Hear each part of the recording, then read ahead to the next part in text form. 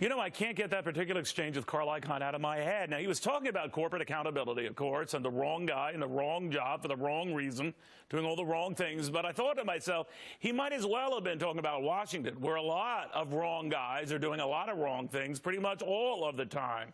Both parties. We have Congress ducking another fight on spending and just signing off on the umpteenth new debt ceiling. Can we really blame our kids for taking a pass on responsibility?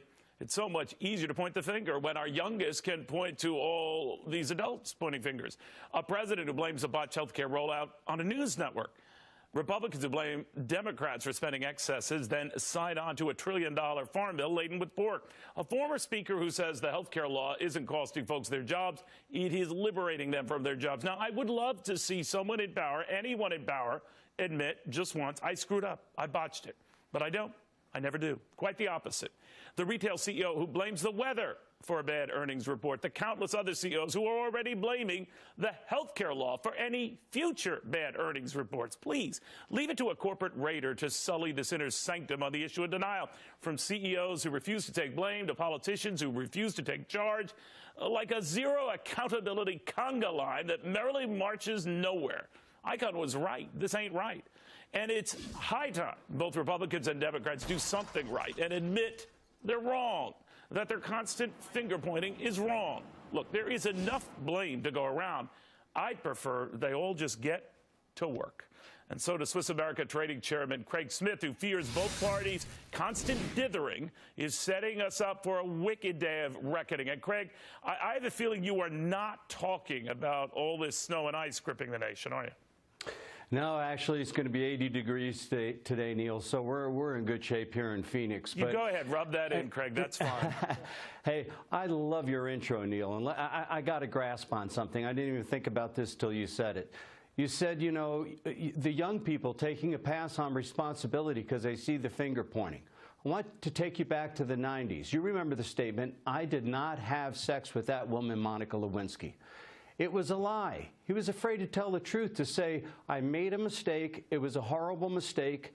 It was a seminal moment in America's history where the discussion of sex with kids in school changed, Neil, and you know what I'm talking about. Absolutely, it didn't change for the better, it changed for the worse. But if you could veer back to money issues, because this makes me feel icky, but if you know what I'm saying?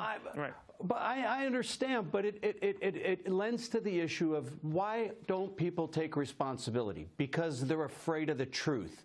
Why didn't President Obama say the issue in Benghazi and come clean with it? Because there's an election coming up. Why aren't the Republicans standing up and saying we're going to fight this debt ceiling raise? We have to have cuts. We're never going to balance this budget if we don't, because there's a 2014 election coming up. And why are we scared of the truth in America, Neil? You're right. We need leaders to stand up and say, hey, look, I botched this. We botched this. The country botched this. But let's pull together now. Let's go back to work.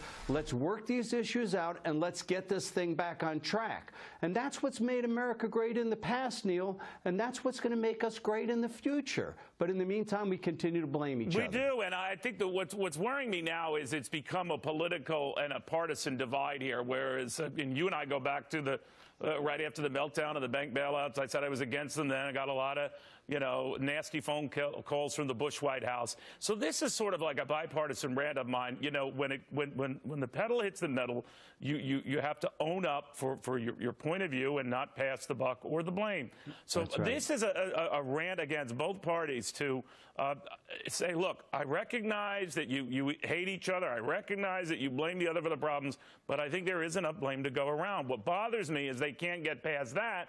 And so as a result, you quickly sign on to another hike in the debt ceiling, hoping that eventually they will address the underlying problems why there is escalating debt, but they never do. No, you're absolutely right. And I go back to 2008 and 9. You brought that up. You know, the finger pointing about the banks and this and that. What about the millions of mortgage holders who signed a line saying they'd pay their mortgage but stopped paying their mortgage and walked away from their homes? Now, some people couldn't afford them, but plenty of others just walked away and went down the street and bought another home. Instead of pointing the fingers at all the different parties, we need to say, hey, look, let's get back to work. Neil, you said it all when you said, let's get back to work.